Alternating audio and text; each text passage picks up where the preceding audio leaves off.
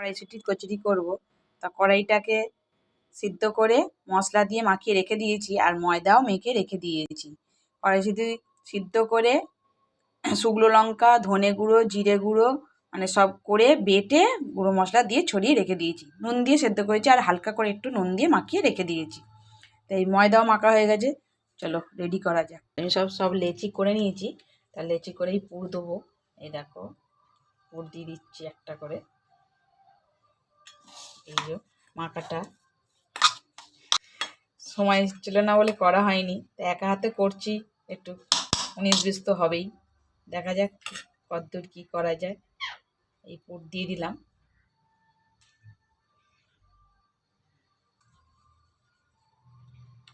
কিছু বোঝাই যাচ্ছে না, দেখো কি সুন্দর লাগছে। তো একটা একটা করে সব করে নেবো। একটা হয়ে গেল, এবার একটা একটা করে নিই। ঠিক আছে, সব রেডি, সব ভিতরে ভিতরে পুর দিয়ে সব রেডি করে নিয়েছি। এবার এক এক করে বেলবো, কেন সব একেবারে পুর দিয়ে রেখে দিলাম যাতে সুবিধা হয়। একটা একটু বেলবো, কেন ময়দা দিয়ে বেললে ভালো হয়, আমি একদম তেল দিয়ে পারবো না, তাই একটু ময়দা দিয়ে বেলে নিচ্ছি। আস্তে আস্তে বেলবো তো। এই যে একটা বেলে নিয়েছি, কি সুন্দর লাগছে দেখো, খুব ভালো লাগছে। দেখো একটা একটা করে এবার সব কটা বেলে নিই। বেলা হয়ে গেছে, এবার করে নেবো। নিচেই হটপটে রাখবো, সব একটা একটা করে দিয়ে দিচ্ছে। এই দেখো অনেকগুলো করে করা যায়, ভালোও হয়। এই দেখো সব হয়ে যাচ্ছে দেখো।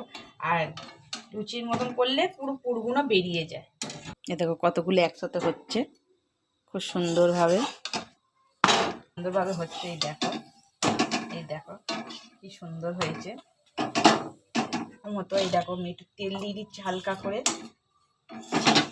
দেখো কি সুন্দর হচ্ছে, দেখো একটা পর একটা, দেখো লাল লাল, খুব সুন্দর হয়েছে পরোটাগুলো।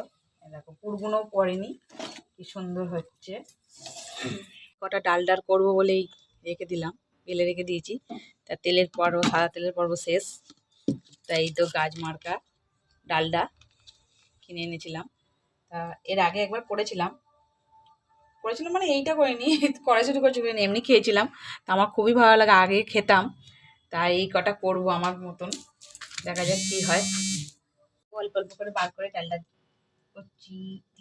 আমার তো খুব মজা, ডালডার পরোটা খেতে খুব ভালো লাগে।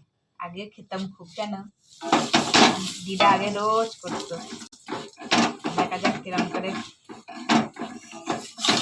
হয়, ভালো হয় কিনা। দেখো কি সুন্দর